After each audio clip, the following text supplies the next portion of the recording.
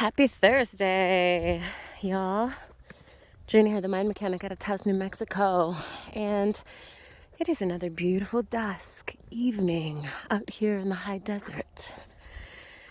Thought I'd take a little walk, do a little talk, and check in with y'all to see how everyone is doing. Today I wanted to have a little conversation about sitting in the experience of dwelling on things that you can't change, dwelling on things that they just are. That experience of disappointment, uncomfortable things, sad things, discouraging things that don't vibrate high. They don't feel good. They don't inspire us. More than anything, they disable us. And the reason that I decided on having this talk is due to the inspiration that one of my couples that I am doing sessions with in my Love Me Well, Love You Well series. I am humbled and inspired by the people that I work with on a regular basis because everyone's stories are so remarkable. They're so phenomenal. Everybody has stuff. Everybody has experiences that mold them into the people they are. Experiences that inspire and influence behavior and reactions and responses. And as I work with these individual people who are so dedicated and so ready to change, so ready to let go of the trials, the tribulations, the struggle, the conflict, the resentment, the anger, everything that does not allow them to evolve in positive directions. I have a couple right now that loves each other so much, and they've been together for like 20 years.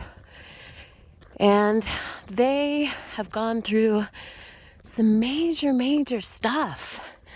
Some really devastating, traumatic situations, struggling with drug addictions and abortion and anger and abuse as children and so many things that trigger and influence their reactions to one another. And over the years, as people grow, they change, they shift, more life happens, additional issues and baggage, displeasing, uncomfortable things begin to compound.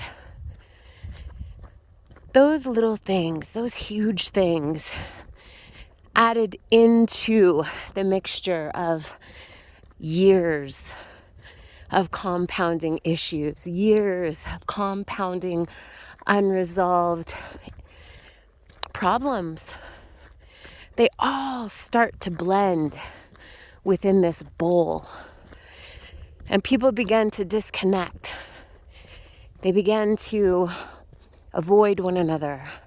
They begin to project onto one another. They begin to forget why they love each other so much. Because they're so angry, they're so frustrated, they're so discouraged. There are so many things that cause people, both individually in their lives, in addition to within relationships, within the connections that people value the most. There's so many compounding factors that either support and nurture our relationships or they continue to slowly erode away at the foundation. So today I really wanted to sit with you guys and chat a little bit about dwelling and how important it is to recognize and acknowledge yourselves when you begin to dwell on things, not only for your own personal wellness, for your own sanity, for your own peace of mind, but also for the consideration of your loved ones, the thoughtfulness, the respect of the relationships that you have. Doesn't matter what type of a relationship it is, intimate or otherwise. When we dwell on things, when we obsess about things, and that obsession triggers thoughts that then continue to spiral in negative directions, we are intentionally influencing our emotional wellness or illness. When we decide, we actively choose to obsess over thoughts, when we don't really want to feel the things that these thoughts create, we are making our own beds.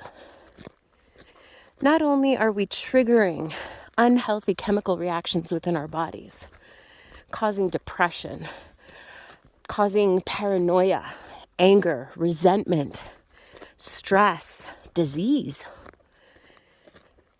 but we are also completely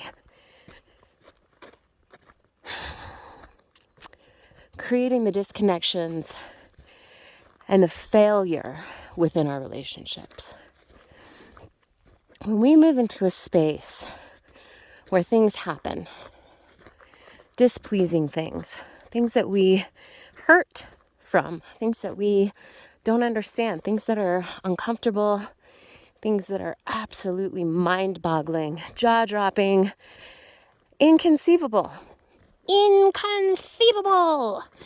When we move into that space,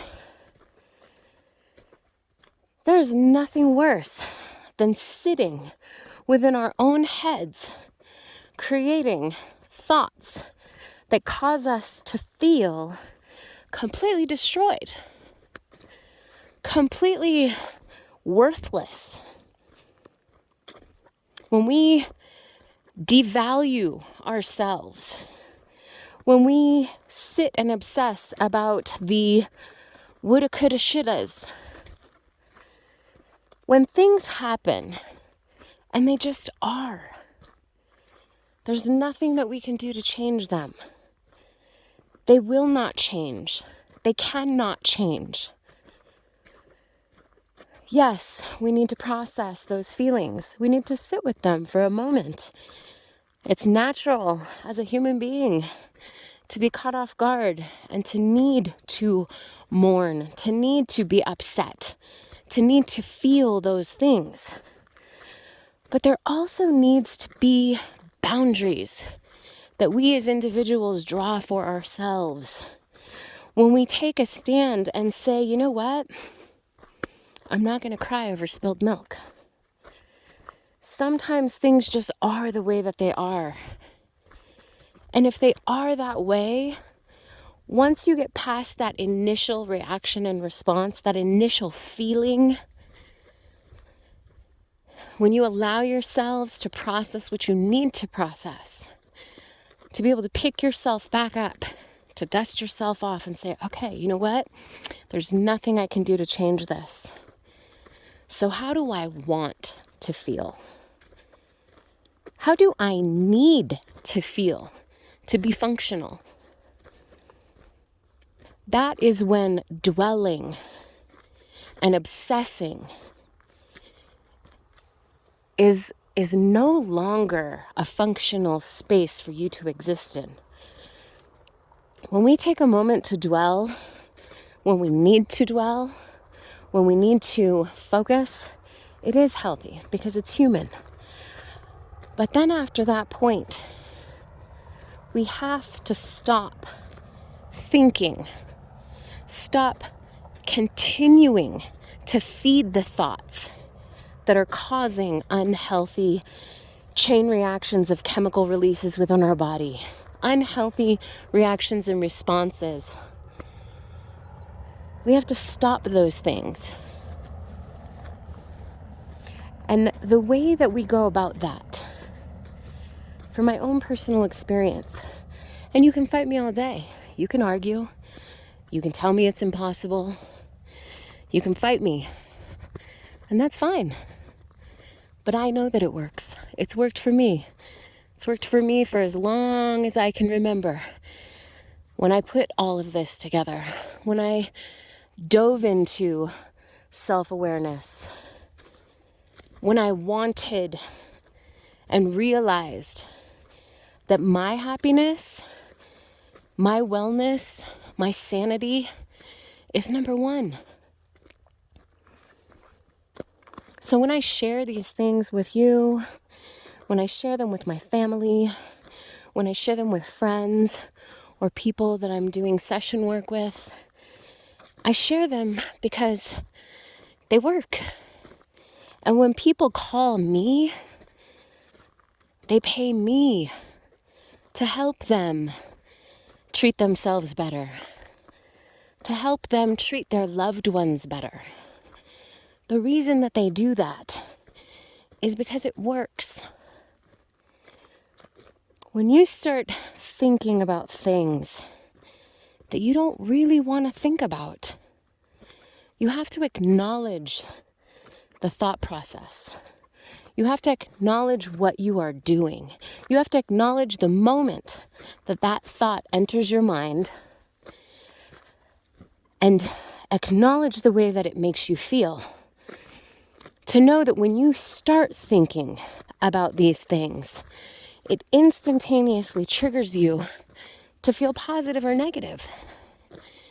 And when you decide at that moment that you don't want to feel whatever it is that you start to feel, or you start to think or feel things that absolutely fill you with elation, happiness, inspiration, joy, optimism. In those moments when those thoughts take place, you get to acknowledge that emotion. You get to acknowledge whether or not that is what you wish to feel. Those are the reactions and the responses that you wish to feed. And if they are not, it is up to you to disconnect from that thought. To disconnect from the emotions that are triggering and spiraling because of the things that you are choosing to think. Well, how do you do that, Drina? It's easy. You just disconnect the thought. You just unplug it. Literally, you start to think and you command your brain to stop. Shh. Silence. And then you reconnect to something else. You distract yourself. You reconnect to a different something. Whether it's taking a walk,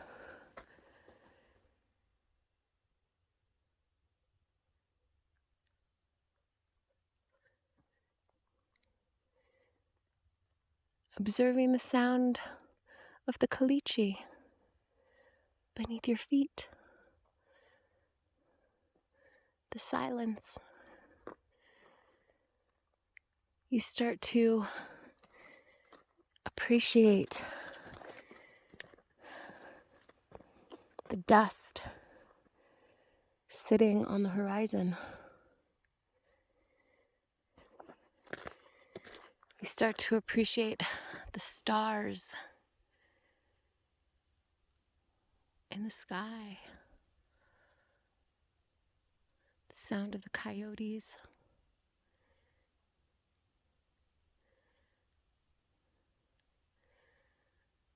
A bright blue sky.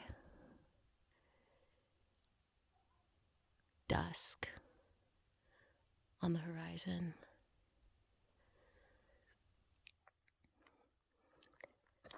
And when you focus on those things, when you actively think about those things,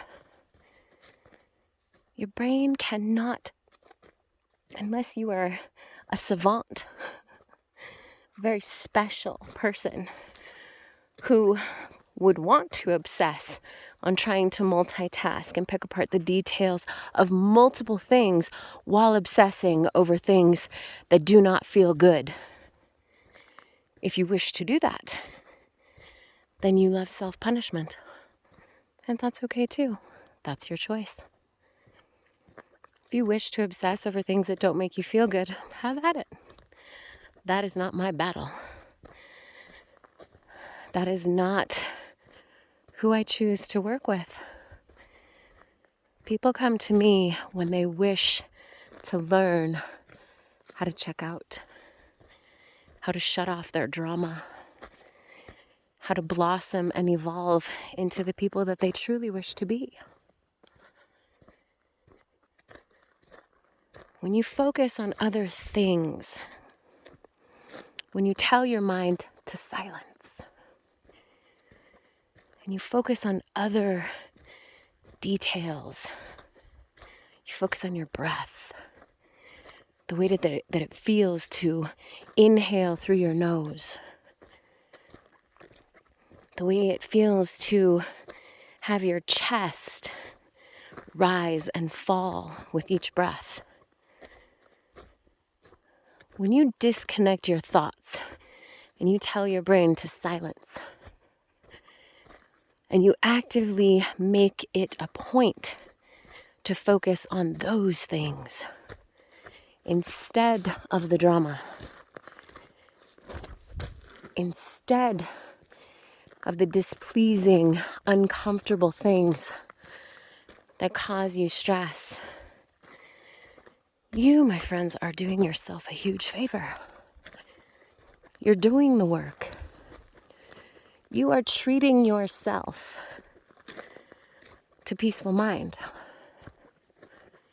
You are allowing yourselves to stop the chaotic thoughts within your head, to allow yourself the opportunity to regroup. That is why I do what I do. That is why I love what I do. That is why I continue to feed and nurture my psychology work. Why I do research and development to put together literature for other people to read. Why I record these videos so you can sit and listen and just ponder to decide whether or not this is what you wish for. I say it all the time. I'm not here to fix anyone. That is not my job. I am like a beacon in a dark night. All I do is shine the light. You find your way.